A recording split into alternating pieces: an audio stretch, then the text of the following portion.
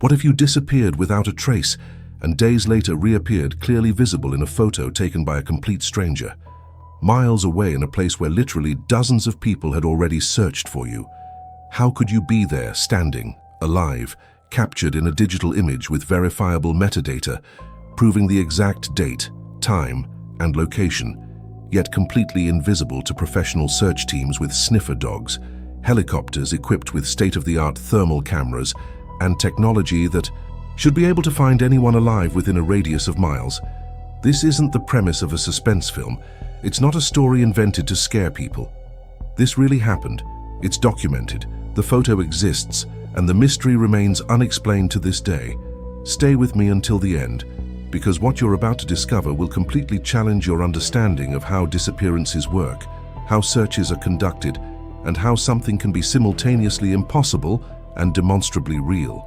We're talking about a woman who left before dawn to photograph a spectacular sunrise in a national park, an activity that millions of people safely undertake every year. She said exactly where she was going, when she would return, took appropriate equipment.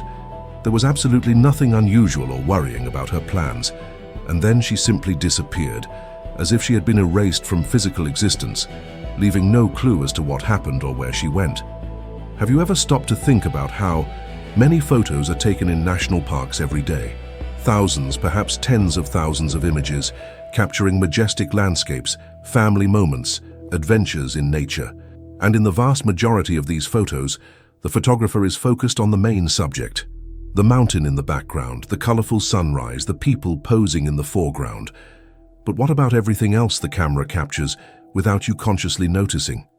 The distant figures in the background, people who accidentally appear at the edges of the frame, details that your eyes didn't register at the moment, but that are permanently recorded in a digital file? This story is about one of those photos, about something captured unintentionally that would become central evidence in one of the most perplexing disappearances ever documented in American national parks. When the woman didn't return at the expected time that morning, protocol was followed perfectly. The alarm was quickly raised, and the search began within hours, not days. And it wasn't an amateur or poorly equipped search.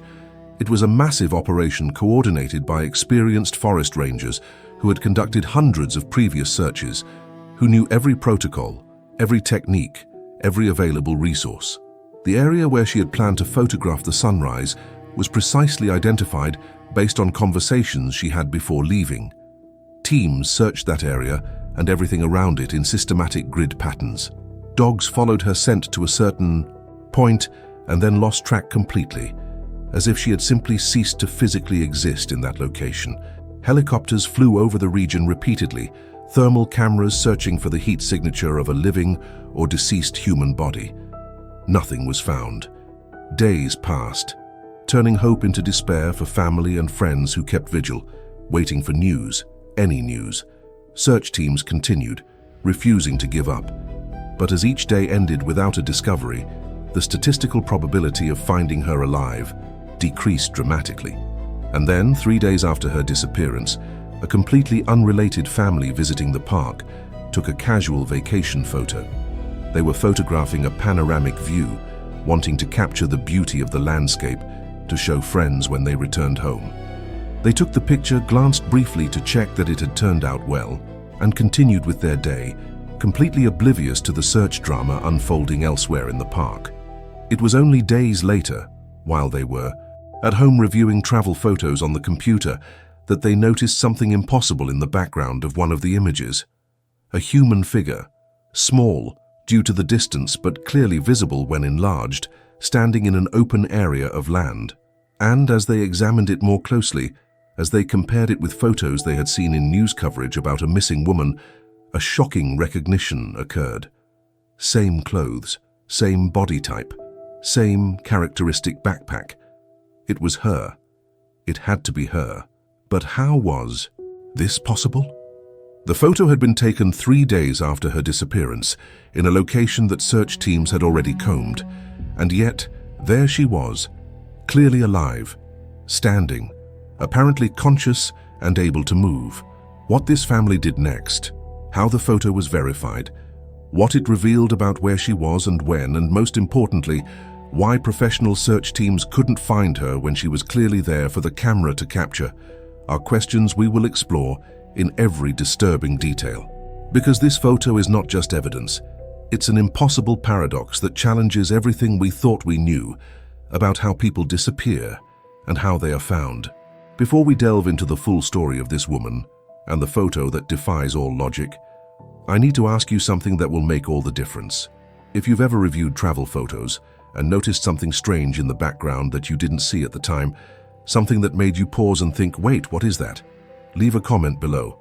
Because what may seem like an insignificant detail, a distant figure that you didn't even consciously capture when taking the photo, could be exactly the kind of evidence that solves mysteries like this one, or saves lives in active searches. And you know what? Your participation here, every comment you leave, every story you share, is what makes this channel grow and reach more people who need to know these stories. These aren't just intriguing cases for entertainment. They're real lessons about how disappearances happen, about the importance of paying attention to detail, about the value of every piece of evidence, no matter how small it may seem. So if this type of content makes sense to you, if you value investigations that treat real cases with the seriousness and respect they deserve, leave a like on this video. It's your way of saying that stories like this need to be told, that genuine mysteries deserve careful attention. And if you're not yet subscribed to the channel, now is the perfect time to join this community. Click that subscribe button and activate the bell, because every week we explore meticulously documented cases of disappearances in national parks that defy simple explanation. You're not just a spectator here. You're part of this journey of trying to understand what really happens when people disappear in seemingly impossible circumstances. Now, with you by my side in this investigation, we're going to find out who this woman really was, because before she was a mystery, before she was an impossible photo, she was a real person with a life, a family, dreams, and people who loved her, desperately waiting for answers. Now I want to delve even deeper into this subject, because before we talk about the impossible disappearance and the photo that defies explanation, you need to know who Sarah Kessler really was. Not as a disappearance statistic, not as a mystery to be solved, but as a real person who woke up every day, who had routines and dreams, who was a daughter, sister, friend, and whose life was full of purpose and deep connections. Because when you understand who she was, the impact of what happened becomes much more personal, much more disturbing, and the mystery of the impossible photo gains an emotional weight that numbers and facts alone could never convey. Sarah was 36 years old when she disappeared in September 2017. She was a high school biology teacher in Boulder, Colorado, the kind of teacher students remember decades later because she truly cared, because she made science fascinating through genuine enthusiasm that was impossible not to absorb. Her colleagues describe Sarah as a meticulously organized person who planned lessons months in advance, never missed a deadline, and was absolutely reliable in every aspect of her professional and personal life. This characteristic of responsibility and preparedness is crucial to understanding why her disappearance was so shocking to everyone who knew her. Because Sarah simply wasn't the type of person who acted impulsively or who got lost through carelessness. Sarah's transformation into a dedicated nature photography enthusiast had begun 5 years earlier with a professional DSLR camera as a 31st birthday present from her younger brother David.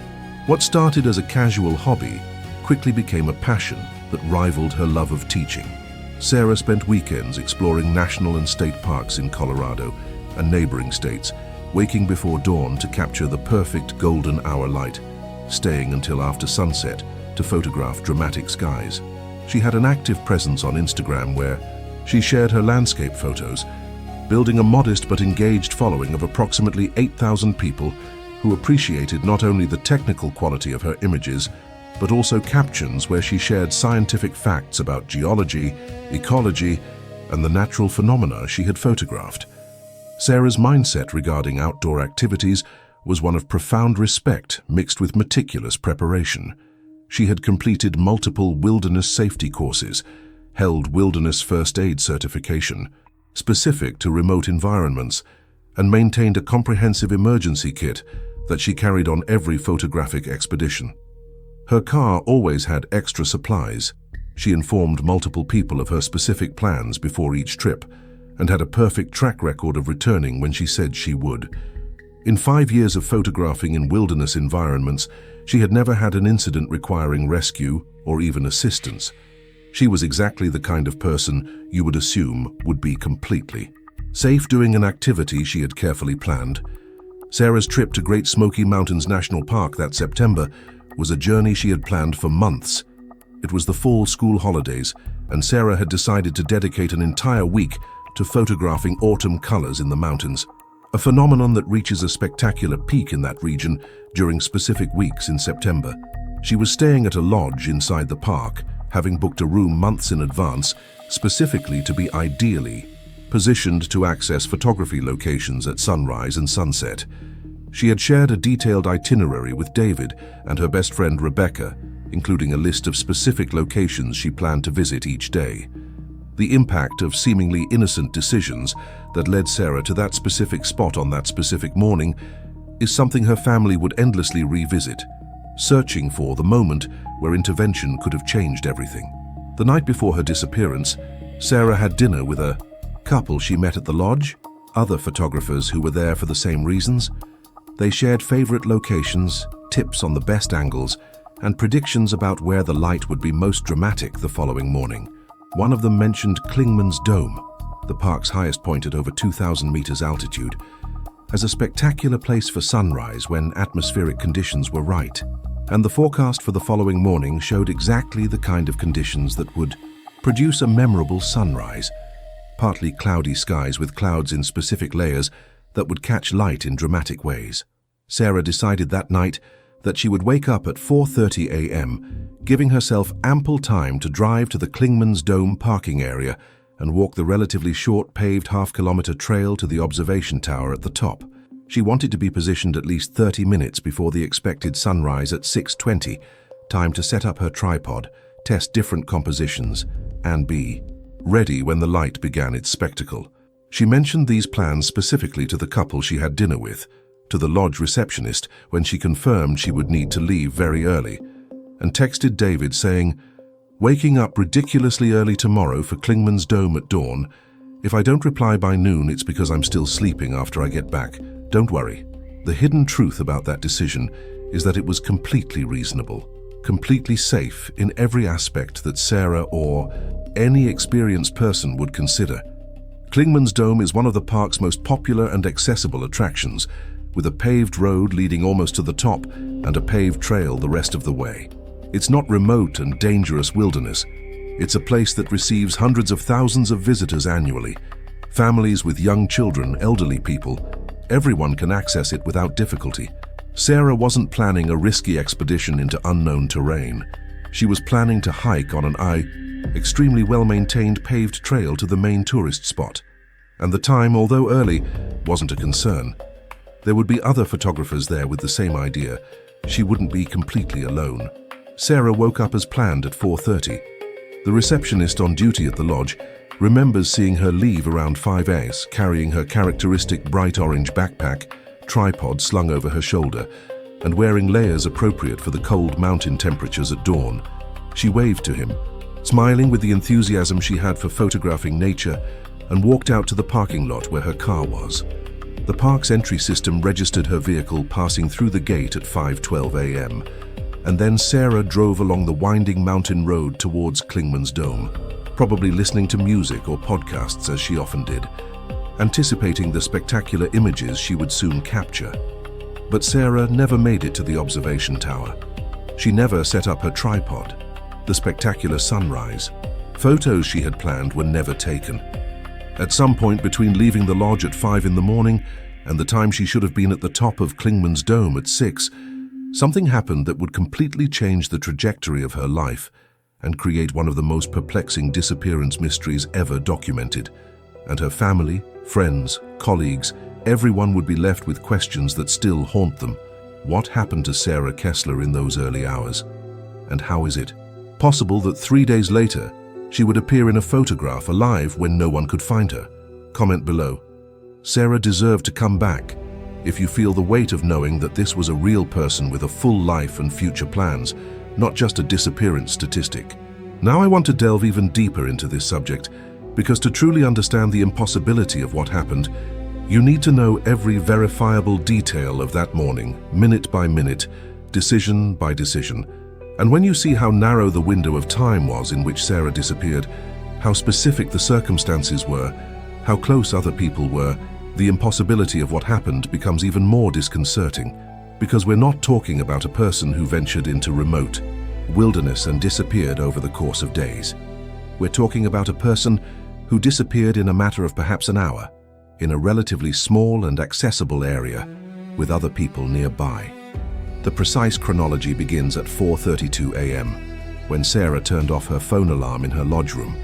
We know the exact time because her phone was eventually recovered, and forensic data showed the last interaction with the device. She had prepared the night before, leaving the clothes she would wear, folded on a chair, her photographic equipment checked and ready, all to minimize the time between waking up and leaving. At 4:56 a.m., the lodge's security cameras show Sarah descending the stairs from the second floor where her room was located, crossing the lobby, and briefly stopping at the reception desk where she exchanged a few words with a night shift employee named Marcus Webb. Marcus would later describe in an interview with investigators that Sarah was visibly excited, commented that the weather forecast was perfect for a dramatic sunrise, and specifically mentioned that she was going to Klingman's Dome. He noted that she was wearing a bright red waterproof jacket over layers of fleece, grey hiking pants, proper trail boots, and carrying the characteristic orange backpack he had seen her wear in previous days.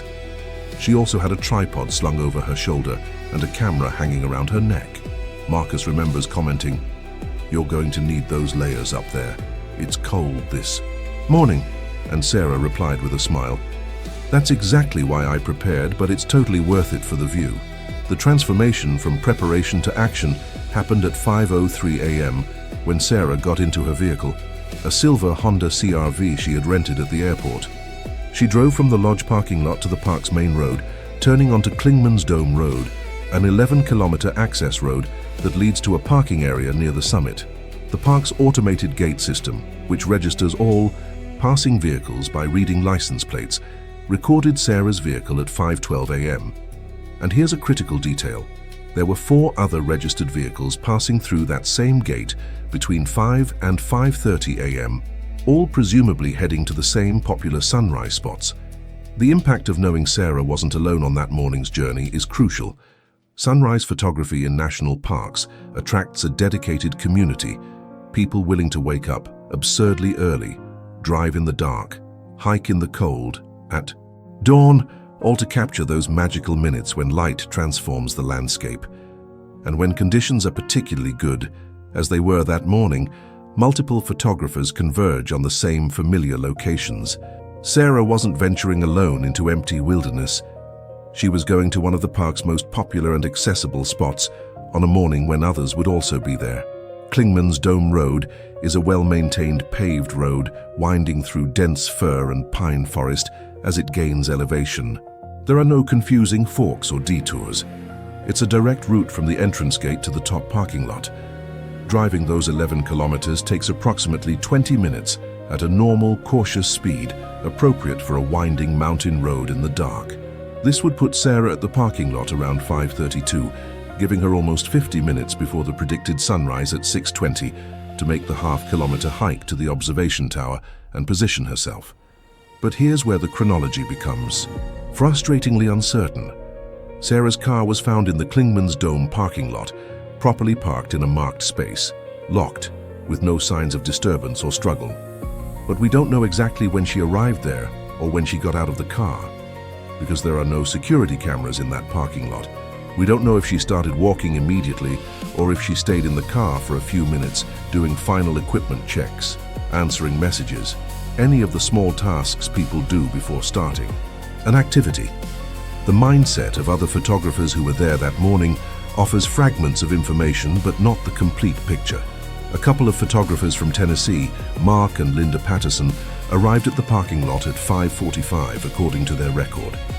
They noticed a silver Honda CR-V already parked there, and Mark comments in a later interview, "I remember thinking, well, we're not the first. Someone really took it seriously to arrive early." They assumed that whoever owned that car was already on the trail heading up. But they didn't see Sarah, neither hiking up the trail when they started their own hike, nor already positioned at the top when they arrived there around 6 Mile.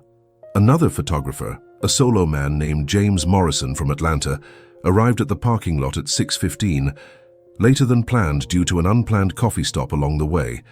He also noticed the CRV and at least 2 other vehicles in the parking lot. He quickly walked upstairs, anxious not to miss the first moments of sunrise, and reached the observation platform at 6:15, just 5 minutes before the main event. There were approximately 10 to 12 people already positioned there, all with cameras and tripods, all focused on the eastern horizon where the light was beginning its spectacle. James didn't pay much attention to specific individuals. He was focused on quickly setting up his own equipment. The journey through those precious minutes of sunrise was, according to all accounts, absolutely spectacular. Layers of clouds at different altitudes caught light in ways that created dramatic color gradients, exactly the kind of conditions photographers dream of. Everyone at the summit was completely absorbed in capturing images, making micro adjustments to camera settings, slightly changing compositions, totally focused on their work. And then, as the light stabilized and the magical moment passed, around 6:50 p.m., people began to pack up their equipment, chatting amongst themselves about the images they had captured, exchanging contact information to share photos later. It was during these casual post-sunrise conversations that something strange emerged. Someone mentioned the silver Honda CR-V that had been the first in the parking lot, speculating that whoever it belonged to had managed to get a prime spot at the top. But when they started comparing notes, no one could specifically identify who owned that car. There was a woman in a blue jacket, but she had arrived with her husband in a different vehicle. There was another woman alone, but she was driving a green Subaru. No one remembered seeing a woman alone in a bright red jacket and orange backpack, a description that would have been distinctive and memorable. The impact of this achievement wasn't immediate because there were reasonable explanations. Perhaps the person in the CRV had gone to a different location to photograph instead of the observation tower. Perhaps they had arrived, decided it was too cold or they weren't feeling well, and returned to their car and then to the lodge. It wasn't worrying yet, just slightly curious. And so everyone went back down to their cars and went on with their days, completely oblivious to the fact that something impossible had happened. Sarah was supposed to return to the lodge around 9 in the morning, based on what she had told David and Rebecca about her plans.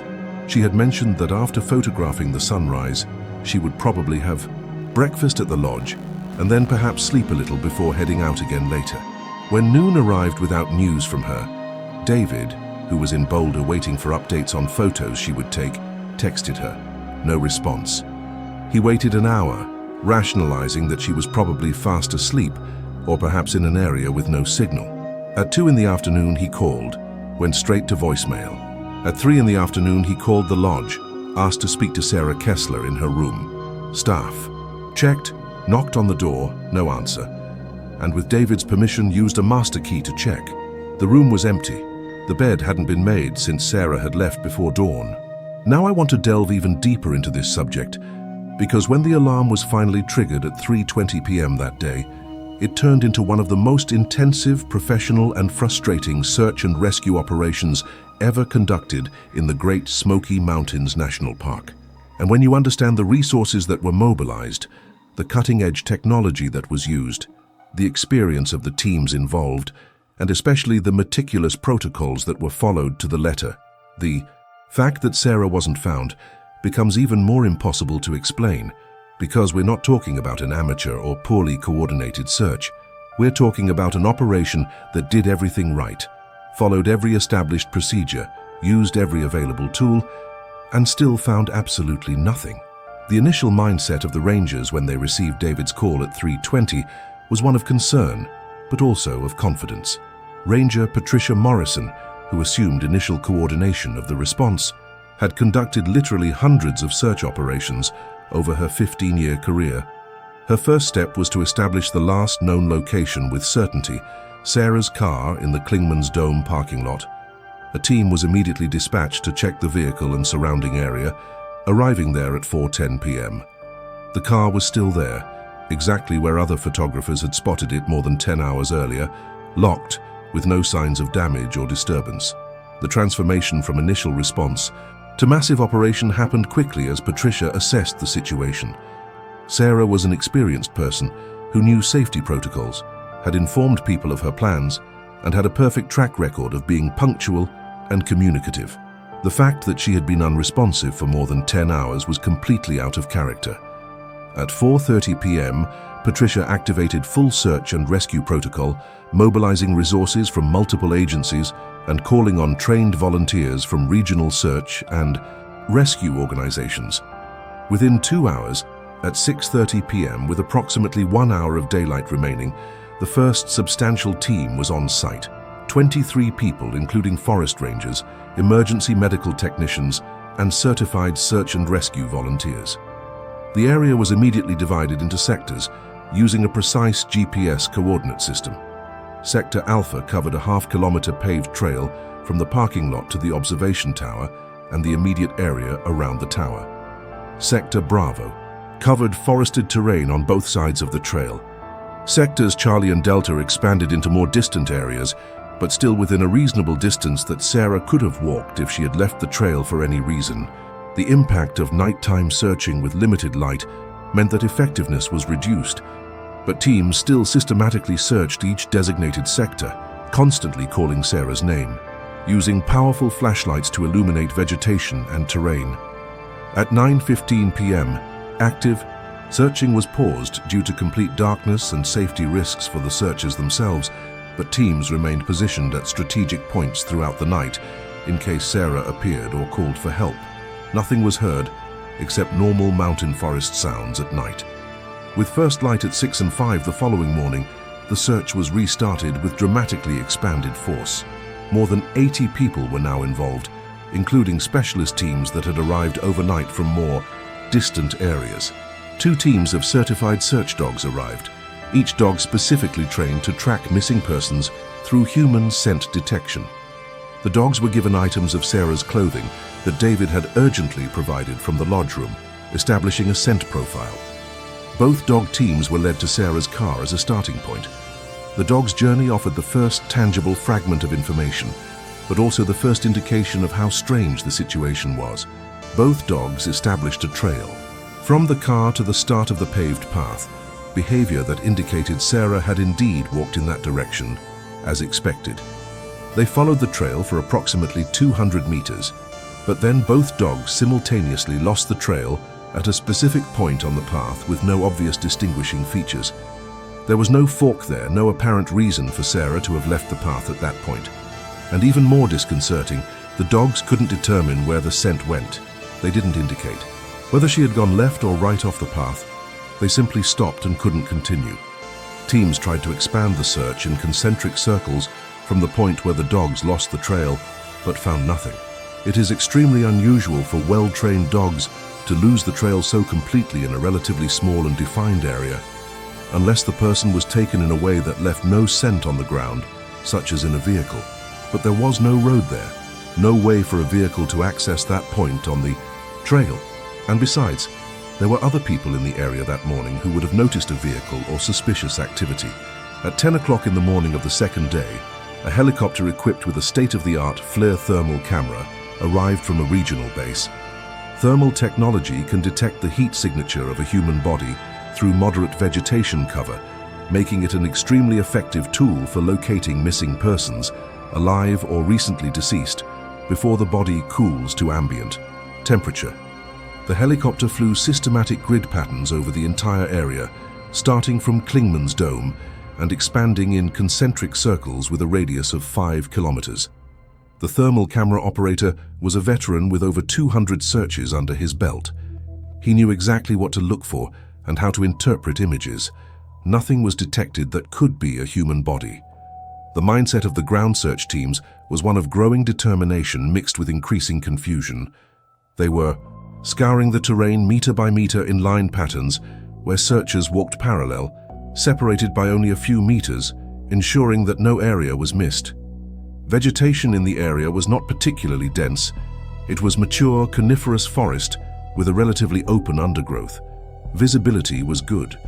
If Sarah was there lying injured or unconscious, she should be visible, especially with her bright red jacket and orange backpack. By the third day, the operation had grown to over 150 people working in coordinated shifts. Commercial drones with high-resolution cameras were added to the arsenal, flying low through areas that helicopters could not access as easily. Technical climbing teams were brought in to check cliff areas and steep terrain where the person might have fallen. Divers checked a small stream that ran through the area in case Sarah had somehow fallen into the water and been carried downstream. Each sector that had been searched in the first 2 days was searched, again by completely different teams, standard protocol to ensure that nothing was missed on the first pass. The psychological impact on search coordinators and field teams was one of profound frustration. Patricia Morrison, in a media briefing on the third day, was unusually honest. "We conducted this search exactly according to protocols established by decades of experience. We used every available technology. We have over 150 highly trained people dedicated to finding Sarah. And yet we have no trace of her beyond the initial trail the dogs followed for 200 meters. This is extremely unusual and frankly disconcerting." David had arrived at the park on the second day, unable to stay in Boulder waiting for news. He participated in the searches personally when permitted and observed from the command center when not in the field. He would later describe the surreal feeling of seeing hundreds of people searching for his sister in an area that seemed so defined and accessible, and yet day after day ended without a discovery.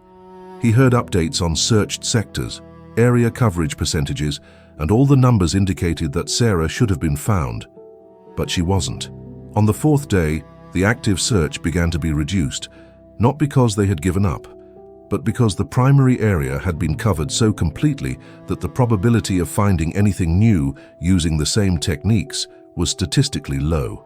The focus shifted to analyzing possibilities that no one wanted to consider. Had Sarah left the area completely by undetected means? Had she been the victim of a crime where the perpetrator removed the body? Had she fallen into an unusual geological feature, crevice or cavity that was not visible from the surface? And then, late in the afternoon of that fourth day, a family of tourists who had visited the park days before, completely unaware of the unfolding search drama, were at home in Ohio reviewing vacation photos when they noticed something impossible in the background of one image. Comment below.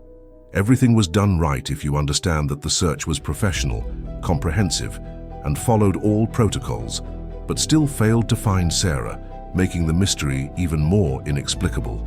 Now I want to delve even deeper into this subject, because the moment the photo was discovered is where Sarah Kessler's case transforms from a perplexing tragedy into a mystery that completely defies logic and conventional understanding. And to understand the true impact of this discovery, you need to know the people who took the photo, understand that they were completely unaware of the drama unfolding, and realize that the photo they casually captured was destined to become a central piece of one of the most analyzed and debated disappearance mysteries in the recent history of national parks. The Chen family, Robert and Michelle with their children aged 12 and 9, were visiting Great Smoky Mountains National Park in Cincinnati, Ohio, as part of a fall vacation planned for months. They had arrived at the park on the second day after Sarah's disappearance, completely unaware of the massive search underway in other areas of the park. They had planned a standard tourist itinerary, visiting main and accessible points, and on the third day of their stay, which was the fourth day after Sarah's disappearance, they decided to visit the Alum Cave Trail area, a popular trail known for spectacular views and interesting geological formations. The transformation of a casual family outing into an inadvertent involvement in a mystery began at exactly 2:37 p.m., the time recorded in the photo's metadata. Robert was taking pictures of Michelle and the children posing at a panoramic viewpoint along the trail, with an expansive view of a forested valley stretching in all directions. It was a completely typical family vacation photo, the kind millions take every year, a moment captured to be shared on social media and remembered in years to come. Robert took several photos from the same angle with slight variations in pose, quickly checked on the camera screen that they had turned out well, and the family continued their hike without giving those images a second thought. The Chen family's mindset for the remainder of the trip was one of simple satisfaction with a successful vacation. They completed their stay at the park without incident, drove back to Cincinnati, and life returned to normal with work and school routines. It was only 5 days after taking the photo back home that Robert decided to spend a Sunday afternoon organizing and editing travel photos. He transferred hundreds of images from his camera to his computer, began reviewing them, selecting the best ones to create a digital album to share with extended family. When he got to the photos from the viewpoint on Alum Cave Trail, Robert was initially focused on assessing composition, facial expressions of Michelle and the children, deciding which of the several similar photos was best. But then something in the background of one of the images caught his peripheral attention, a detail he hadn't consciously noticed when taking the photo, but which now, looking at it on a larger computer screen, at home was impossible to ignore. There was a distant human figure, small due to the distance but clearly distinguishable, standing in an open clearing in the forest, perhaps 800 meters to a kilometer away in the valley below. The impact of this initial observation was mild curiosity, not alarm. People appear in landscape photos all the time, other hikers, photographers, park workers. Robert almost moved on to the next photo, but something about the figure made him pause. Body, orientation seemed strange. The person was standing completely still in an exposed position for no obvious reason. And there was something about the clothing colors that seemed familiar in a way that Robert couldn't quite put his finger on. He used the zoom tool in his editing software to enlarge that section of the image, scaling it up until the figure occupied a significant portion of the screen. And it was in that moment of heightened revelation that Robert felt his first unsettling shiver of recognition. Even with the distance and limitations of digital zoom resolution, certain features were distinctive and unmistakable. A bright red jacket, not a dark burgundy red, but a vibrant red that stood out dramatically against the green of the forest. A backpack that, from the angle of the photo, appeared as a bright orange shape on the figure's back. Dark hair pulled back in a ponytail, a feature visible in the way the silhouette of the head was defined against the lighter background. Robert's journey of recognition, from curious observation to shocking understanding, occurred when memory connected those specific visual features with something he had seen peripherally during the trip. News coverage of a missing woman, a story that had been briefly shown on the television in the lobby of the hotel where they were staying, a mention he had subconsciously registered without paying full attention because it seemed unrelated to their family vacation. A female teacher from Colorado, who disappeared while photographing the sunrise, last seen wearing a red jacket and carrying an orange backpack. Robert called Michelle, showed her an enlarged photo, and shared his suspicions. The doubt grew. Michelle was initially skeptical.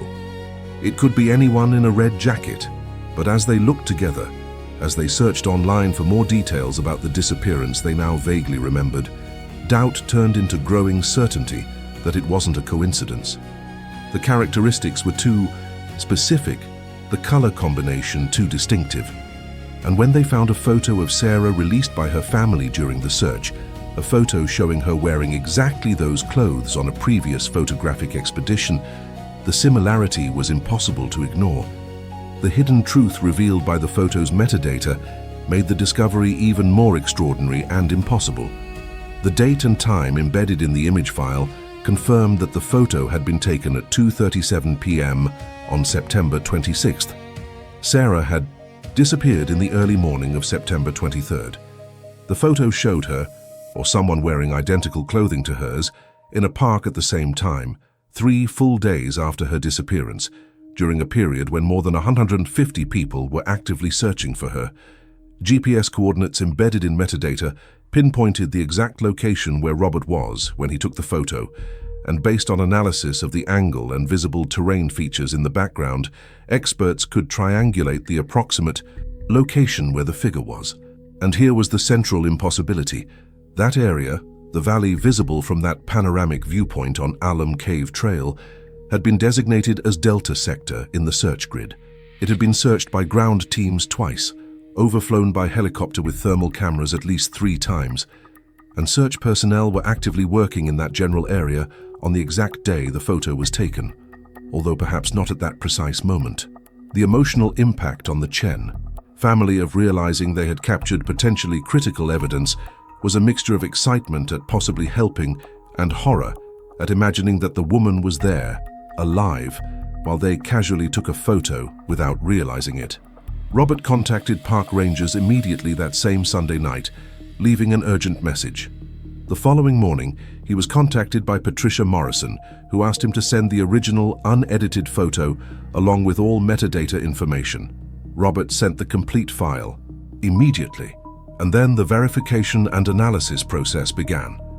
The investigator's mindset upon receiving the photo was one of cautious hope mixed with professional skepticism. Photos supposedly showing missing persons are reported with some regularity. Most turn out to be cases of mistaken identity, where similar clothing or coincidence of features leads to false recognition. But as the forensic team began detailed analysis, as they verified metadata and enlarged the image using professional image analysis software, cautious hope began to grow into a disturbing conviction that the photo might be genuine. Initial analysis confirmed that the file had not been digitally manipulated. There were no signs of Photoshop or editing beyond basic exposure adjustments Robert had made in standard editing software. Metadata was consistent with the camera Robert used. The date and time made sense within the Chen family's documented travel chronology, and GPS coordinates placed the photo within the park. And when facial recognition experts compared the enlarged figure in the photo with known photos of Sarah, using software that analyzes facial proportions and anatomical features, the result showed a high probability match, limited only by resolution and distance of the figure in the photo. Now I want to delve even deeper into this subject, because the moment the photo was discovered is where Sarah Kessler's case transforms from a perplexing tragedy into a mystery that completely defies logic and conventional understanding. And to understand the true impact of this discovery, you need to know the people who took the photo, understand that they were completely unaware of the drama unfolding, and realize that the photo they casually captured was destined to become a central piece of one of the most analyzed and debated disappearance mysteries in the recent history of national parks. The Chen family, Robert and Michelle with their children aged 12 and 9, were visiting Great Smoky Mountains National Park in Cincinnati, Ohio, as part of a fall vacation planned for months. They had arrived at the park on the second day after Sarah's disappearance, completely unaware of the massive search underway in other areas of the park. They had planned a standard tourist itinerary, visiting main and accessible points, and on the third day of their stay, which was the fourth day after Sarah's disappearance, they decided to visit the Alum Cave Trail area, a popular trail known for spectacular views and interesting geological formations. The transformation of a casual family outing into an inadvertent involvement in a mystery began at exactly 2:37 p.m., the time recorded in the photo's metadata. Robert was taking pictures of Michelle and the children posing at a panoramic viewpoint along the trail, with an expansive view of a forested valley stretching in all directions. It was a completely typical family vacation photo, the kind millions take every year, a moment captured to be shared on social media and remembered in years to come. Robert took several photos from the same angle with slight variations in pose, quickly checked on the camera screen that they had turned out well, and the family continued their hike without giving those images a second thought. The Chen family's mindset for the remainder of the trip was one of simple satisfaction with a successful vacation. They completed their stay at the park without incident, drove back to Cincinnati, and life returned to normal with work and school routines. It was only 5 days after taking the photo back home that Robert decided to spend a Sunday afternoon organizing and editing travel photos. He transferred hundreds of images from his camera to his computer, began reviewing them, selecting the best ones to create a digital album to share with extended family. When he got to the photos from the viewpoint on Alum Cave Trail, Robert was initially focused on assessing composition, facial expressions of Michelle and the children, deciding which of the several similar photos was best. But then something in the background of one of the images caught his peripheral attention, a detail he hadn't consciously noticed when taking the photo, but which now, looking at it on a larger computer screen, at home was impossible to ignore. There was a distant human figure, small due to the distance but clearly distinguishable, standing in an open clearing in the forest, perhaps 800 meters to a kilometer away in the valley below. The impact of this initial observation was mild curiosity, not alarm. People appear in landscape photos all the time, other hikers, photographers, park workers. Robert almost moved on to the next photo, but something about the figure made him pause. Body, orientation seemed strange. The person was standing completely still in an exposed position for no obvious reason. And there was something about the clothing colors that seemed familiar in a way that Robert couldn't quite put his finger on. He used the zoom tool in his editing software to enlarge that section of the image, scaling it up until the figure occupied a significant portion of the screen. And it was in that moment of heightened revelation that Robert felt his first unsettling shiver of recognition. Even with the distance and limitations of digital zoom resolution, certain features were distinctive and unmistakable. A bright red jacket, not a dark burgundy red, but a vibrant red that stood out dramatically against the green of the forest. A backpack that, from the angle of the photo, appeared as a bright orange shape on the figure's back. Dark hair pulled back in a ponytail, a feature visible in the way the silhouette of the head was defined against the lighter background. Robert's journey of recognition, from curious observation to shocking understanding, occurred when memory connected those specific visual features with something he had seen peripherally during the trip. News coverage of a missing woman, a story that had been briefly shown on the television in the lobby of the hotel where they were staying, a mention he had subconsciously registered without paying full attention because it seemed unrelated to their family vacation. A female teacher from Colorado, who disappeared while photographing the sunrise, last seen wearing a red jacket and carrying an orange backpack. Robert called Michelle, showed her an enlarged photo, and shared his suspicions. The doubt grew. Michelle was initially skeptical. It could be anyone in a red jacket, but as they looked together, as they searched online for more details about the disappearance they now vaguely remembered, doubt turned into growing certainty that it wasn't a coincidence. The characteristics were too specific, the color combination too distinctive. And when they found a photo of Sarah released by her family during the search, a photo showing her wearing exactly those clothes on a previous photographic expedition, the similarity was impossible to ignore. The hidden truth revealed by the photo's metadata made the discovery even more extraordinary and impossible.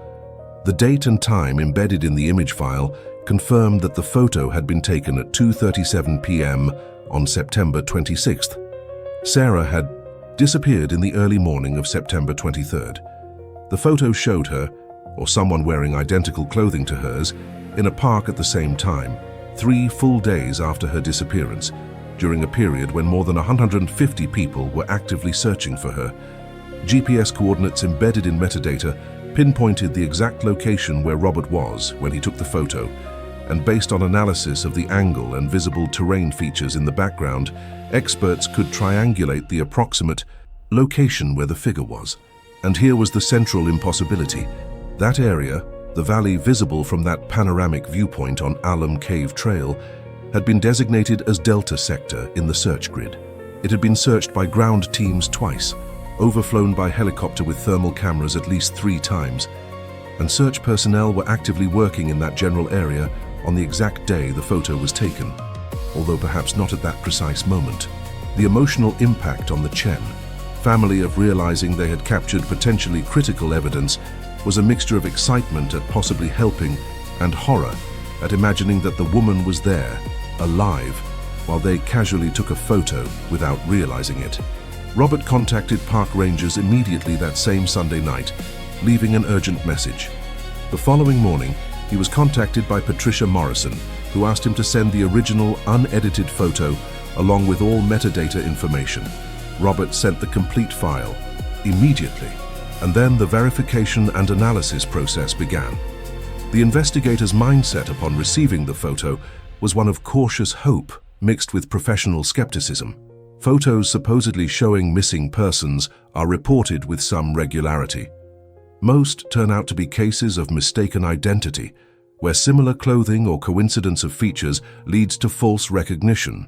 But as the forensic team began detailed analysis, as they verified metadata and enlarged the image using professional image analysis software, cautious hope began to grow into a disturbing conviction that the photo might be genuine. Initial analysis confirmed that the file had not been digitally manipulated.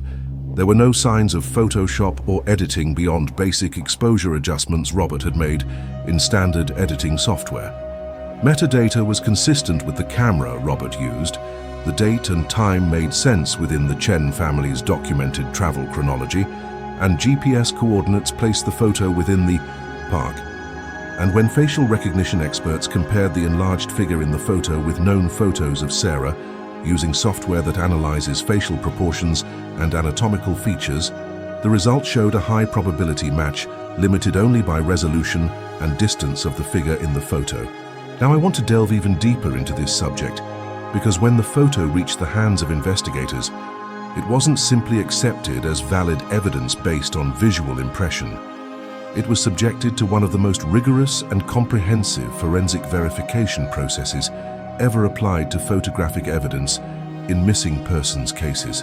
And when you understand how many independent experts examined that image, how many different analytical techniques were applied, and how consistently all the tests pointed to the same conclusion, you realize that dismissing it as an error or forgery requires ignoring a mountain of technical evidence that says otherwise. The first layer of analysis was of the XEF metadata embedded in the digital image file. Every photo taken by a modern digital camera contains hidden data that records not only the date and time, but also specific camera settings, camera model, and sometimes even GPS location if the camera has that capability. Dr. Michael Torres, a specialist in digital metadata and image authentication who works with law enforcement agencies on digital evidence cases, was hired to examine the original file that the Chen family provided. His analysis began by checking if the metadata was internally consistent and if there were any signs that it had been altered or falsified. The transformation of a suspect digital file into verified evidence occurred through multiple layers of technical confirmation. Dr. Torres confirmed that metadata showed a photo taken at 2:37 p.m. on September 26, 2017, using a Canon EOS 5D Mark IV camera with a specific lens and exposure settings consistent with the lighting conditions of that time and location. More critically, embedded GPS data located the photo at specific coordinates that exactly matched a known viewpoint on a Lum Cave trail. Dr. Torres examined the file structure at the hexadecimal level, looking for any inconsistencies or signs of metadata editing, and concluded that the data was genuine and unadulterated. But genuine metadata doesn't prove that the image's visual content hasn't been manipulated. It's technically possible to take a legitimate photo and then use Photoshop to add or alter elements while keeping the original metadata intact. So the next layer of analysis involved forensic examination of the image itself by experts in detecting digital manipulation. Dr. Rebecca Morrison, who had testified in multiple court cases about the authenticity of digital photos, conducted analysis using a suite of specialized tools developed specifically to detect digital editing. The mindset behind forensic image analysis is that digital manipulation, no matter how skillful, leaves detectable traces at a technical level. When you copy pixels from one image and paste them into another, or when you use cloning tools to add elements, you create inconsistencies in JPEG compression, digital noise patterns, and other technical attributes that the human eye doesn't perceive, but that specialized software can identify. Dr. Morrison applied multiple techniques, including error level analysis, which reveals areas of the image that were saved at different compression levels, noise pattern analysis, which should be consistent across the genuine image, and cloning detection, which identifies areas where pixels were copied from one part of the image to another. The impact of each test that Dr. Morrison ran was consistent. No sign of digital manipulation was detected. JPEG compression was consistent throughout the image. Noise patterns were uniform, and there was no evidence of cloning or copy-pasting. The human figure visible in the background of the photo had not been digitally added. It was present in the original image, captured by the camera at the moment. Robert Chen pressed the shutter button. Dr. Morrison concluded in a formal report. Based on comprehensive technical analysis, it is my professional opinion that this image has not been digitally manipulated in any material way and represents a genuine scene as captured by the camera at the date and time indicated by the metadata. But establishing that the photo is genuine and not manipulated doesn't automatically answer the critical question: is the figure in the photo really Sarah Kessler? The jacket and backpack colors matched, but clothing coincidences happen. So the next phase of analysis focused on specific physical characteristics of the figure visible in the photo, despite distance and zoom. Resolution limitations. There were anatomical and clothing details that could be compared with known photos of Sarah and with detailed descriptions provided by family and friends. The comparative analysis journey began with the most obvious characteristics. The red jacket visible in the photo was compared to a photo Sarah had posted on Instagram 3 weeks before her disappearance, showing her wearing the same jacket on a different photographic expedition. The specific shade of red, the style of the jacket with its characteristic hood, even the visible zipper pattern all matched. The bright orange backpack was also identified through research as a specific model, an Osprey Talon 22-liter in flame orange, which David confirmed to be exactly the model and color Sarah consistently wore. But beyond clothing and equipment, there were physical characteristics. The figure's approximate height could be estimated by comparison with known scale elements in the background of the photo and corresponded to Sarah's height of 1 meter and 68 centimeters. Overall body proportions, the ratio between height and shoulder width, arm and leg length, were all within a range compatible with Sarah's physique. And there is also hair detail. The figure showed dark hair pulled back in a ponytail or bun, a style Sarah consistently wore when walking, visible in virtually every photo of her in outdoor activities. Dr. Jennifer Santos, a facial recognition specialist who works with biometric identification technology, was brought in to conduct a more technical and controversial analysis. Using professional-grade facial recognition software, she attempted to extract biometric measurements of the face of the figure in the photo despite severe limitations in distance and resolution. Facial recognition software works by measuring distances and relationships between specific facial features, distance between eyes, nose width, jaw shape, and comparing these measurements to databases of known photos. Dr. Santos's mindset when conducting the analysis was one of appropriate skepticism given the technical limitations. Facial recognition works best with high-resolution images, frontal lighting, and a face directly facing the camera. The photo showed a distant, small figure in partial profile, but she still managed to extract some measurements, particularly related to overall head and face proportions, and compared them with multiple reference photos of Sarah. The result wasn't a definitive match of the type that would be acceptable for criminal identification in court, but it was a high probability match, suggesting that the figure was consistent with being Sarah within statistical margins of confidence that the software could calculate. Posture and body language analysis offered an additional layer of information. Dr. Marcus Webb, a psychologist specializing in the analysis of human movement and posture, examined the body orientation of the figure in the photo. She was standing, weight seemingly evenly distributed on both feet, upright posture with no obvious indication of injury or physical distress. Head and body orientation suggested she was looking in a particular direction, possibly observing something, not the posture of a person lying down or fallen, which might indicate injury or unconsciousness. Dr. Webb noted, based on visible posture, this appears to be a conscious person capable of voluntary movement, not someone in acute medical distress. The cumulative impact of all these independent analyses converging on the same conclusion was impossible to ignore. By all available technical methods, using multiple independent experts who had no contact with each other during the analyses, the photo was verified as genuine, unmanipulated, and showing a figure that matched Sarah Kessler in all verifiable characteristics within limitations of distance and resolution. Patricia Morrison, search coordinator, reviewed the Analyses in a formal briefing with the team and family, and her conclusion was clear but disturbing. Based on a preponderance of technical evidence, we believe that this photo genuinely shows Sarah Kessler alive in a specific location within the park at 2:37 p.m. on September 26th, 3 days after her initial disappearance. Comment below. Science confirms. If you realize that when multiple experts using different techniques all arrive at the same conclusion, dismissing it requires ignoring. Solid technical evidence in favor of disbelief, based on perceived impossibility. Now I want to delve even deeper into this subject, because after forensic analysis established beyond reasonable doubt that the photo genuinely showed Sarah Kessler alive 3 days after her disappearance, investigators and family faced a paradox that defied all logic and accumulated experience in search and rescue operations. The central contradiction was so glaring, so impossible to reconcile, that it forced a reconsideration of fundamental premises about how searches work and about what really happened in those days.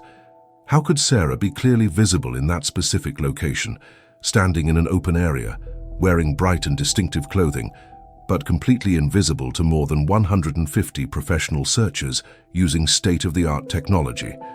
Let's reconstruct what we know with absolute certainty to establish the scale of the impossibility.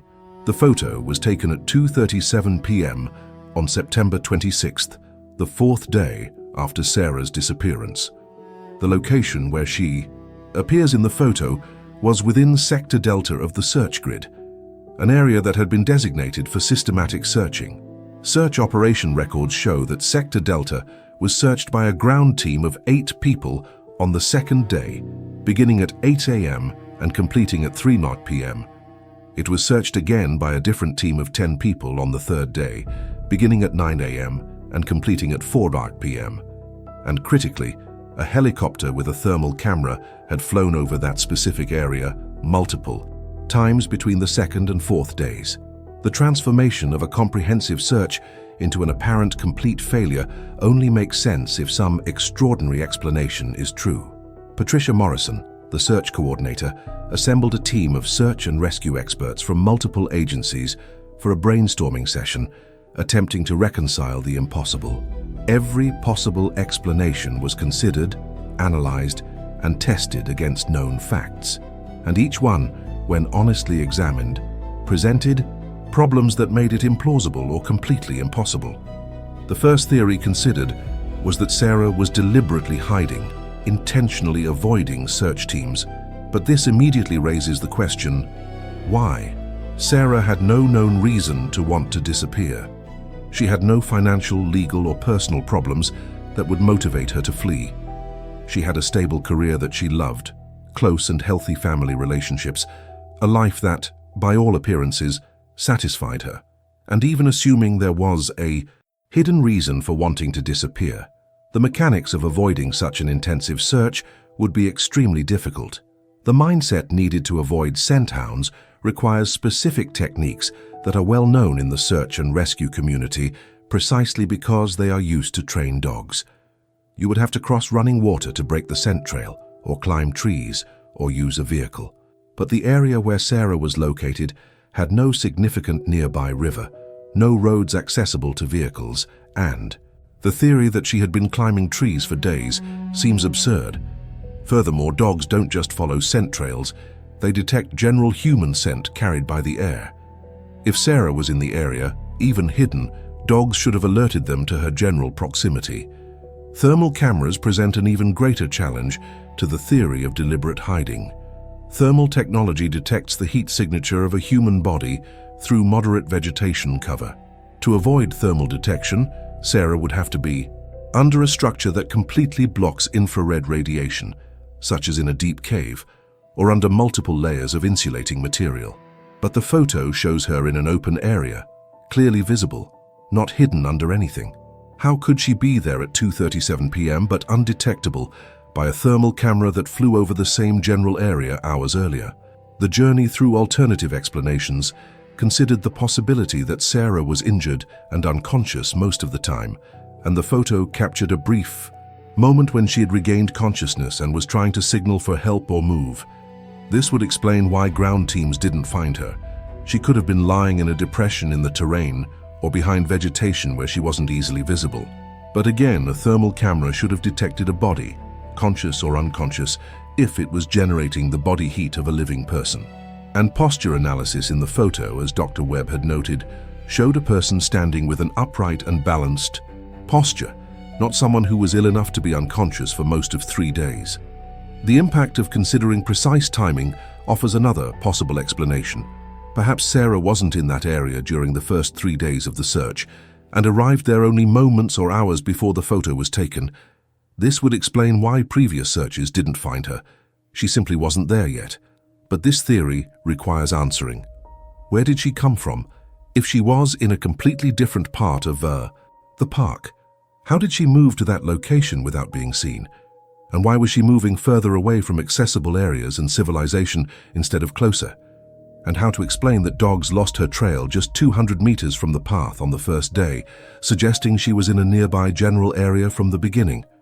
There is also the consideration that perhaps search teams simply made a mistake, that despite protocols and training, they somehow overlooked her, literally walking close by, without seeing her. All searches are human. Human error happens, especially in dense and complex terrain. But Sarah was wearing a bright red jacket and an orange backpack, specifically to be visible, and the area was searched not once but twice by different teams, a protocol specifically designed to prevent one team's mistake from resulting in the person not being found. The probability of both independent teams making the same mistake in the same location is statistically very low. The hidden truth that no one wanted to articulate, but that was implicit in all discussions, was the possibility of third-party involvement. What if Sarah wasn't alone in that area? What if someone was with her, moving her, deliberately hiding her from search teams? This would explain many impossible aspects of the case. Someone experienced in avoiding detection could theoretically move Sarah through the area undetected, could have knowledge of caves or natural structures where they could hide her when helicopters were flying overhead, could have been controlling her movements in ways that consistently kept her out of reach of ground teams. But the theory of third-party involvement raises its own impossible questions. Who would this person be? How did they intercept Sarah on the morning of her disappearance on a busy paved path where other people were present? Why didn't any of the other people that morning see anything suspicious? And if the objective was kidnapping, why then allow or cause Sarah to be standing in an open area where she could be seen by tourists like the Chen family? Every theory of intentional crime requires a chain of coincidences and bizarre decisions that seem almost as improbable as more extraordinary explanations. Dr. Michael Torres, who had analyzed metadata from the photo, offered technical observation that only deepened the mystery. He noted that the quality of light and shadows in the photo, the direction of sunlight based on the time of day, and geographic location were all consistent and correct. There was nothing about the figure's lighting that suggested composition or anomaly. She was there, physically present in that location at that moment, under the same lighting conditions as everything else in the photo. From a purely technical point of view, Dr. Torres said, this is a real person in a real location at a real time. There is no photographic trickery, no illusion. What we see is what was there. David's mindset, as he processed all these analyses and theories, was one of agonizing frustration. The photo should have been the answer, the clue that solved the mystery and led to finding Sarah. But instead, it only deepened the mystery, proving she was alive and in a known location, but not explaining how or why or where she went afterward. He looked at that image, at the small, distant figure of his sister standing in the forest, and simultaneously felt relief at the evidence that she was alive at that moment, and despair at not being able to reach her through the photo, at not being able to go back in time and be there at that precise moment. Now I want to delve even deeper into this subject because the discovery of the photo, after being verified and analyzed by multiple experts, triggered a dramatic transformation in the search operation. What had been an expansive search covering a vast area with limited resources widely distributed was redirected into a laser-focused operation on a specific location where Sarah had been demonstrably seen alive. And the renewed hope that this photo brought to search teams, and especially to the Family was palpable, tangible, because they finally had something concrete, a defined starting point where they knew for sure she had been. But what happened in the following days of this renewed search would be almost as perplexing as the original mystery. Patricia Morrison reconvened teams on the 6th day after the initial disappearance, 2 days after the photo was taken by the Chen family. The briefing took place at the temporary command center that had been established near the park. Entrance and the atmosphere was a strange mix of renewed determination and profound perplexity. Patricia showed an enlarged photo to all the teams, explained the forensic analysis that had confirmed its authenticity, and detailed the new search strategy. The absolute focus would be on a specific area of approximately 2 square kilometers, centered on the location where triangulated analysis based on angles and terrain features placed Sarah at the time the photo was taken. The mindset of the teams returning to an area they had already searched days before was psychologically complex. Ranger Marcus Webb, who had participated in the original search of Delta Sector and was now returning with photo information, described a surreal feeling of knowing that Sarah had been right there, in that area he had personally walked through, shouting her name, looking for signs. "You keep questioning every decision you made in the first search," Marcus said in a later interview. "Did I walk 10 meters to the left instead of right at a certain point? Did I stop to rest exactly when I should have continued? Did I pass within 3 meters of her without seeing her?" These questions haunt you. The impact of having the precise timestamp of the photo, 2:37 p.m. on September 26th, allowed for establishing a timeline with a precision rarely possible in missing persons cases. Sarah was demonstrably alive and in that location at that exact moment. The photo had been taken 48 hours earlier, when the renewed search began. If she was still in the general area, if she was injured and unable to move, 48 hours was not an impossible amount of time for a person to survive even without supplies, especially in September, when nighttime temperatures, although cold, were not lethally extreme. Teams returned with additional equipment specifically to identify subtle signs of human presence that might have been missed in the initial wider search. They brought high-resolution cameras to meticulously document the area, military-grade precision GPS units to map every meter they covered, and tracking specialists who were specifically trained to identify footprints and vegetation disturbances that would indicate human passage. The area was divided into an even finer grid, segments of just 50 meters by 50 meters, each assigned to a specific team with instructions to spend at least an hour thoroughly searching their segment before moving on to the next. The focused search. Operation began at 7 in the morning on September 28th, the 6th day after the disappearance, and continued with an intensity that had not been possible in the initial, more dispersed search. More than 60 people were dedicated exclusively to that 2 square kilometer area, a much higher density of searchers than in the original operation. A helicopter was redeployed to make slow, low passes over a specific area with a thermal camera, the operator focusing intensely on every square meter, visible from above, searching for any heat signature that could be a human body. A tracking expert named James Morrison, who had decades of experience tracking both people and animals in the wilderness, was specifically brought to the spot where analysis placed Sarah in the photo. He examined the soil, vegetation, and rocks, looking for any sign that a person had been there recently. Footprints would be obvious, but even without clear footprints there are other signs. Broken branches, unnaturally disturbed leaves, marks in moss or lichen, even subtle changes in how the grass is bent that can indicate that something has passed by. The transformation from hope to growing frustration occurred as hours passed without discovery. James spent over 3 hours examining a 100-meter radius area around the likely spot where Sarah was in the photo. He found deer tracks, signs of small mammals, even ancient evidence of a bear that had passed through the area weeks before based on the state of its tracks. But no indisputable sign of recent human presence beyond the footprints of the original searchers and some older footprints on the nearby trail that could belong to any hiker.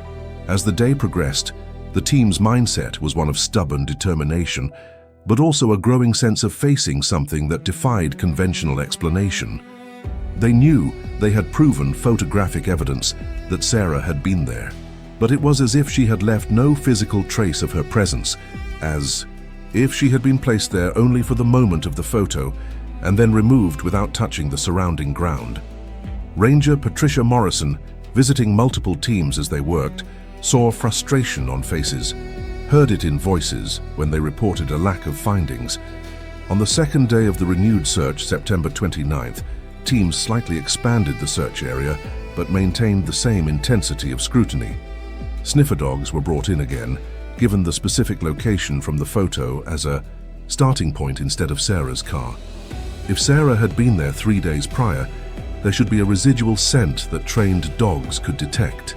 Both dog teams were brought to the spot, given items of Sarah's clothing again to establish a scent profile, and released to work.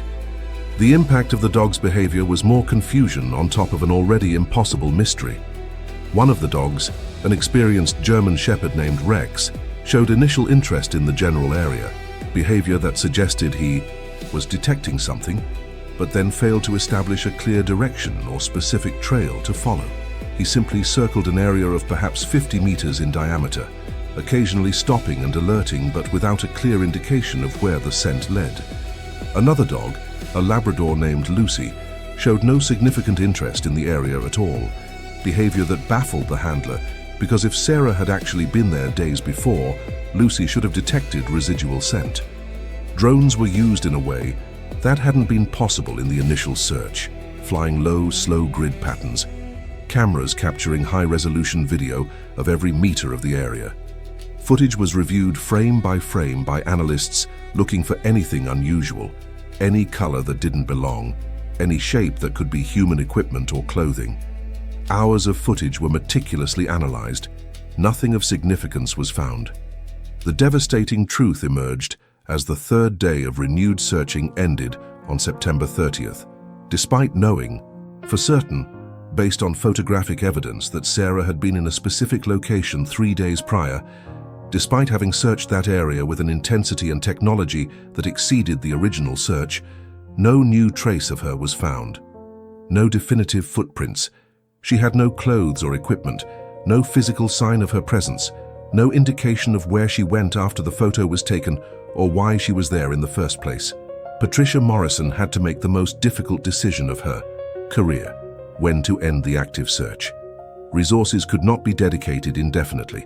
Other park responsibilities needed to be met, and the statistical probability of finding Sarah alive after a week was dwindling to devastatingly low numbers.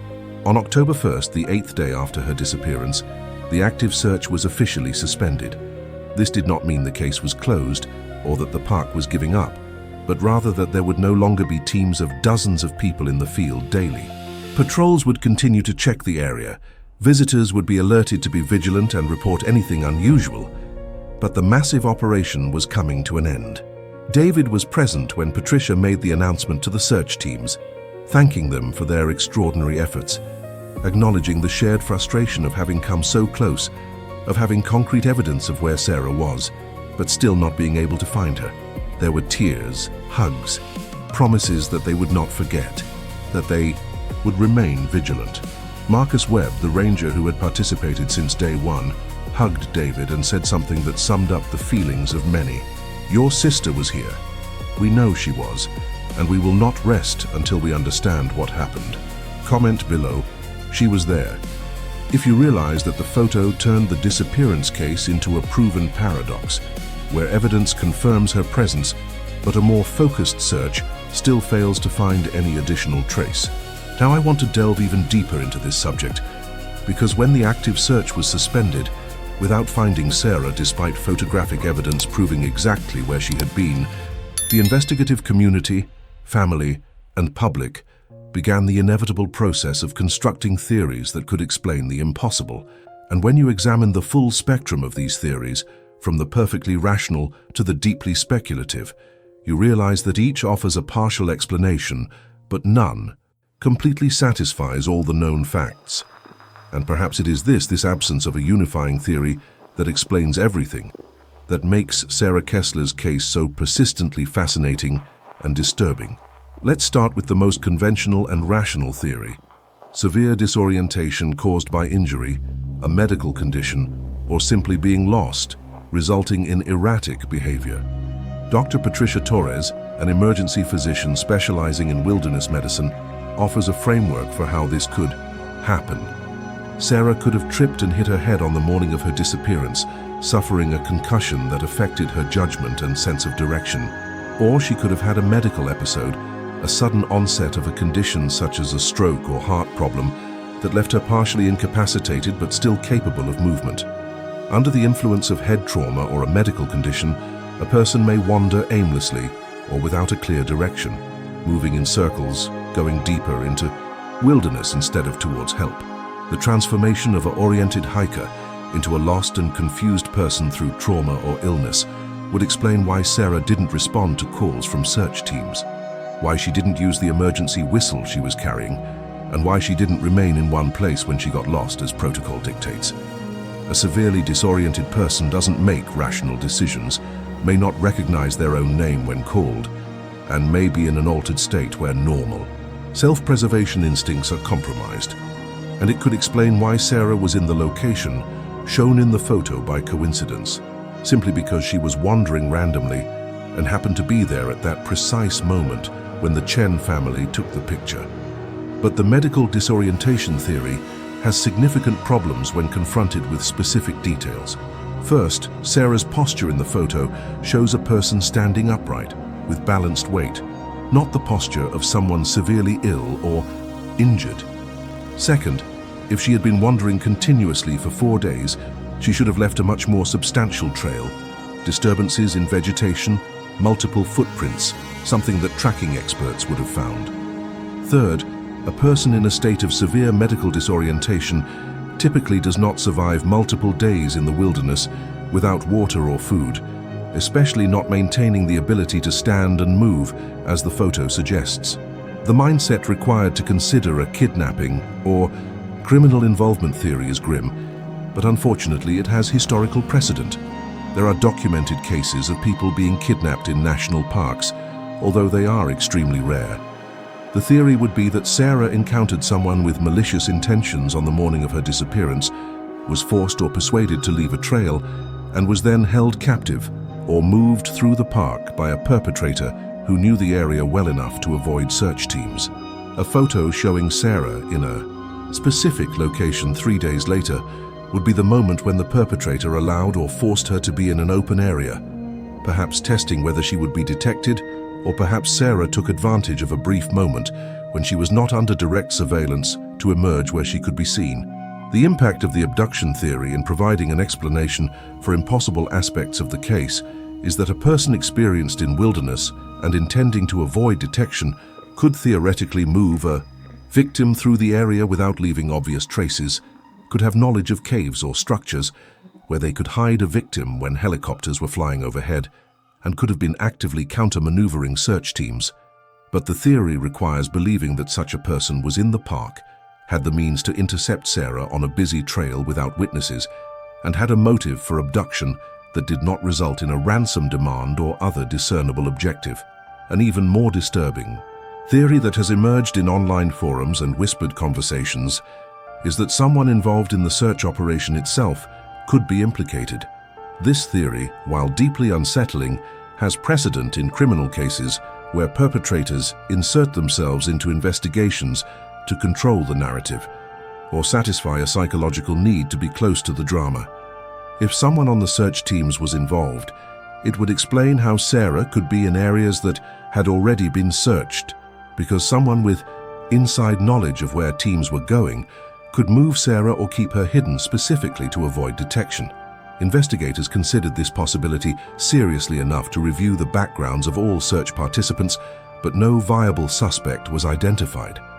The journey through more speculative theories takes us into territory that most professional researchers are reluctant to discuss publicly, but which the online community has enthusiastically embraced.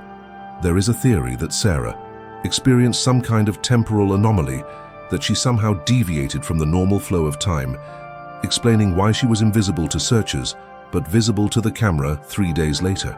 Proponents of this theory point to reported historical cases of missing time and anomalous temporal phenomena, although evidence for such things is anecdotal at best, and there is no established scientific framework that would make such a thing possible. A related but distinct theory involves dimensional anomalies or portals, a concept borrowed from science fiction, but which some believe could have a basis in real misunderstood physics. The idea is that certain locations in national parks, due to a combination of geology, magnetic fields, or other factors, could have unusual properties where people occasionally slip into an alternate state or dimension, becoming invisible and undetectable to others, but occasionally briefly manifesting in our normal reality, as Sarah did at the time of the photo. This theory, while popular in online communities dedicated to paranormal phenomena, lacks supporting scientific evidence or a plausible mechanism. The honest truth is that presenting these more extreme theories is not endorsing them, but rather acknowledging that when all rational explanations present insurmountable problems, when a case defies every attempt at conventional explanation, people inevitably begin to consider possibilities they would normally discard. The frustration of having such concrete evidence, verified photos showing Sarah alive in a specific location, but still not being able to find her or understand what happened, creates a vacuum that increasingly speculative theories attempt to fill. Dr. Michael Chen, a psychologist specializing in how people process unsolved mysteries, offers perspective on why extraordinary theories emerge in cases like this. Human brains are extremely uncomfortable with ambiguity and lack of closure, he explains. When confronted with a mystery that seems to have no rational solution, some people prefer to accept an extraordinary explanation that at least offers a complete narrative, even if that narrative involves concepts that are not scientifically supported. It is psychologically more comfortable to believe in dimensional portals than to accept that we simply don't know and perhaps never will know what happened. But there is also a more mundane, yet equally disturbing theory that Sarah is still there, somewhere in that park, in a location that, through sheer bad luck or specific terrain characteristics, was not found despite extensive searches. National parks are vast, the topography is complex, there are deep ravines, cavities under rocks, areas of extremely dense vegetation. It is statistically improbable but not impossible that a body could be in a location that simply wasn't searched, or that was searched, but where the body wasn't visible due to how it fell or where it is positioned. This theory doesn't explain why Sarah was alive and standing in the photo 3 days after her disappearance, but it acknowledges the possibility that something happened to her after that moment and before she could be found. The emotional impact on the family of having so many theories, but no definitive answer, is prolonged torture. David described in interviews how each new theory that emerges online or in conversations with investigators offers a brief moment of hope that there will finally be an explanation, followed by disappointment when the theory also fails to account for all the facts, or doesn't lead to a real discovery. He maintains hope that Sarah is alive somewhere, perhaps with amnesia, perhaps having deliberately started a new life for reasons the family doesn't understand. But he also faces the statistical reality that after so much time, the probability of finding her alive diminishes with each passing day.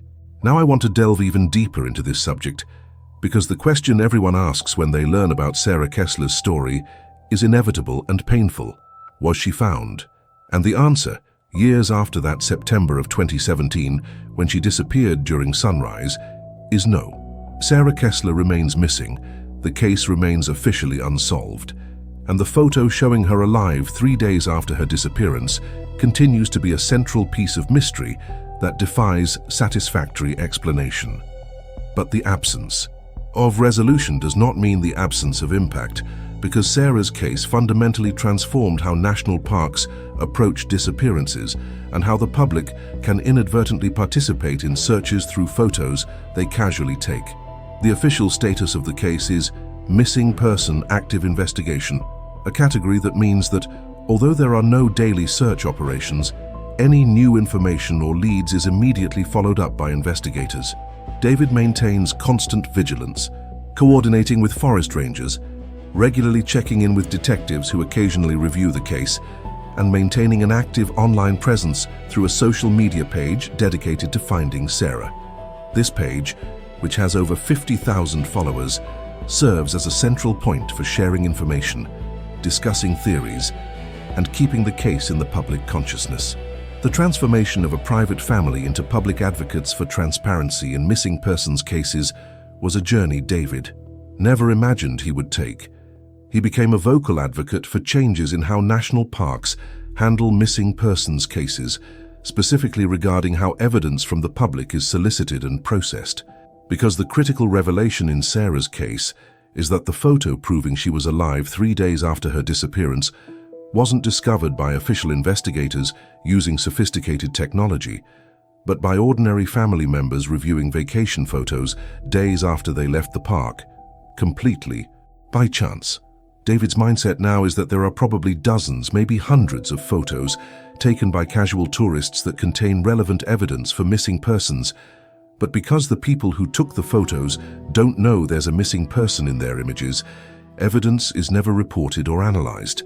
And this has led to campaigning for a more proactive system where parks publicly request that anyone who visited a specific area during a specific time window submit all their photos for analysis, not just those where they think they saw something unusual. The practical impact of this advocacy was that some national parks, including Great Smoky Mountains where Sarah disappeared, now implement a protocol where, in cases of missing persons, a public announcement is made asking visitors who were in the area during a relevant period to submit their digital photos, complete with metadata, through a secure online portal.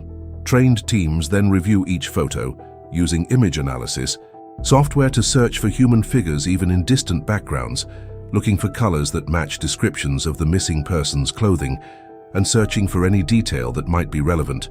This change in protocol has already yielded results in subsequent cases. In 2019, a woman who had disappeared in Yosemite National Park was found partially alive thanks to a photo submitted by a tourist showing her in a specific location, allowing search teams to focus their efforts and find her within 24 hours. In 2021, the body of a missing man was eventually located in a deep ravine after a tourist's photo showed something unusual that prompted a more focused search of that area. These successes validate David's argument that tourist cameras are underutilized search tools that can significantly complement official resources. The retrospective analysis of Sarah's case by search and rescue experts revealed several important lessons that influenced training and protocols. The first lesson is that even perfectly executed searches with abundant resources can fail when terrain is sufficiently complex and circumstances are unusual. It wasn't a lack of competence or effort that prevented finding Sarah. It was a combination of factors that created a unique situation where normal methods were insufficient. This led to renewed humility within the search and rescue community regarding the limitations of capability, even with modern technology. The second lesson is the critical importance of accurate timelines and documenting not only where teams searched, but exactly when they searched each area. If there had been a more precise record that Sector Delta was searched from 9 in the morning until 4 in the afternoon on the third day, and a photo showed Sarah there at 2:37 in the afternoon on the fourth day, this would have provided information about her movement that could have guided search strategy differently. Many parks now use GPS apps that track the movements of each searcher in real time, creating a detailed record of coverage. The truth about the limitations of technology also emerged clearly from the case. Thermal cameras, while extremely useful, have limitations that are not always obvious. Dense vegetation cover can block the thermal signature even of a living person. Certain atmospheric conditions can degrade effectiveness, and critically, thermal cameras only detect what is in the helicopter's direct line of sight at a specific moment. If Sarah was under temporary shelter when the helicopter passed, or if she was in a depression in the terrain, or simply if the timing was wrong, she could have been missed. Recognition of these limitations led to a more strategic use of thermal resources with multiple passes at different times. The ongoing emotional impact on the family of not having closure is profound and persistent. Rebecca, Sarah's best friend, describes what it's like to live with permanent ambiguity. You oscillate between hoping she's alive somewhere and will show up one day, and accepting that she's probably passed away but will never know how or where. You can't grieve properly because there's no certainty, but you also can't fully move on because there's always that small chance. It's being permanently stuck between states, and it's emotionally exhausting. David keeps Sarah's room at his parents' house exactly as it was when she disappeared, a conscious decision to preserve space in case of her return, even.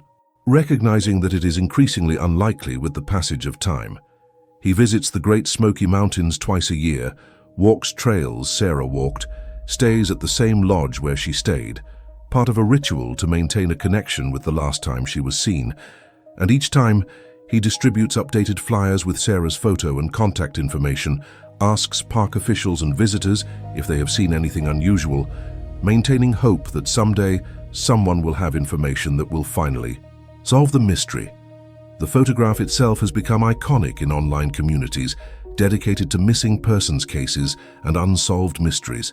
That image of a small, distant figure in a red jacket and orange backpack, standing in a forest clearing, demonstrably alive 3 days after disappearing but impossible to find, represents a paradox that defies comprehension and captures the imagination of all who see it.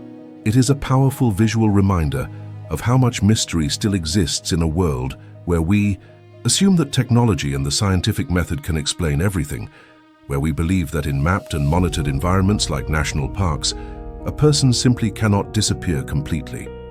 And when you look at that photo, when you zoom in on that distant figure knowing it's Sarah Kessler, a 36-year-old teacher who woke up one morning to photograph the sunrise and never returned, when you consider that she was right there, demonstrably alive, but that even knowing this, you didn't allow yourself to be found, you confront something profoundly disturbing about the nature of disappearances and about the limits of our ability to protect people even when we do everything right, when we follow all protocols, when we use all available resources. Write this down.